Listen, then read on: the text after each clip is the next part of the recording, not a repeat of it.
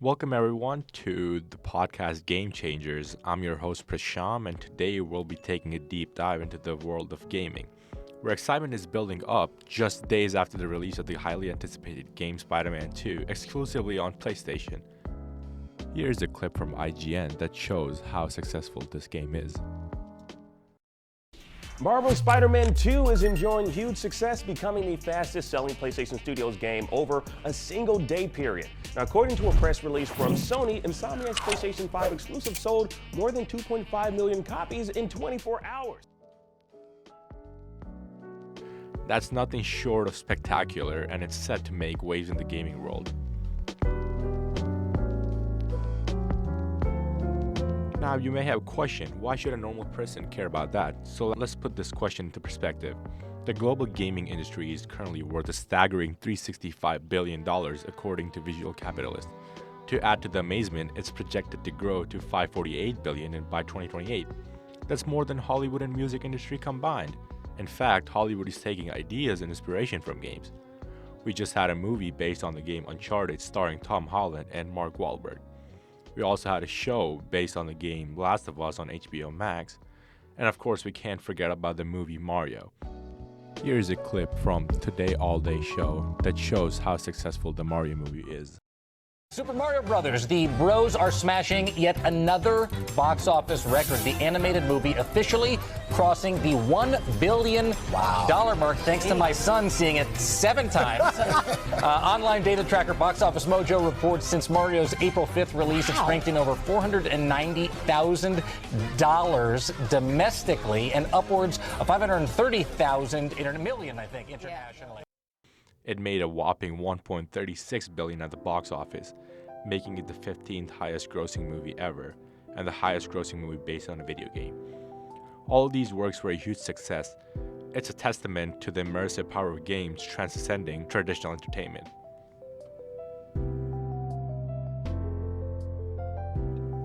Speaking of immersion, let's explore the creative realm of games. They're not just about pixels on a screen, they're about storytelling and art.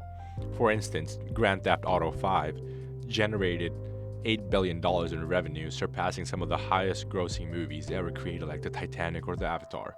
This proves that games have become a cultural force, rivaling and sometimes surpassing success of Hollywood blockbusters.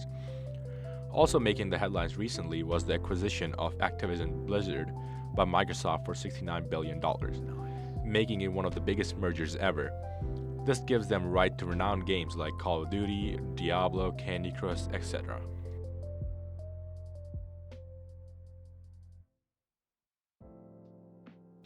And there's more to games than just entertainment and economy. They also have a profound impact on our cognitive development. According to National Institute of Health, gaming has been associated with brain development, fostering creativity and enhancing players' understanding of the real world. It's a powerful tool for cognitive growth that's often underestimated. But it's not just about statistics and research. Game developers are passionate about delivering unforgettable experiences. Take, for example, The Last of Us, a game often referred to as the greatest story ever told in gaming. Its emotional depth, rich storytelling, and immersive world building have captivated millions of people.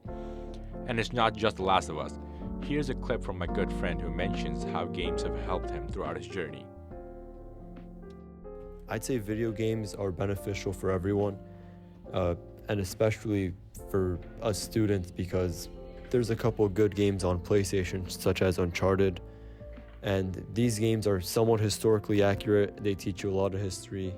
They have many puzzles that you can solve throughout the game, and these puzzles they help you with your problem-solving skills because they really make you think.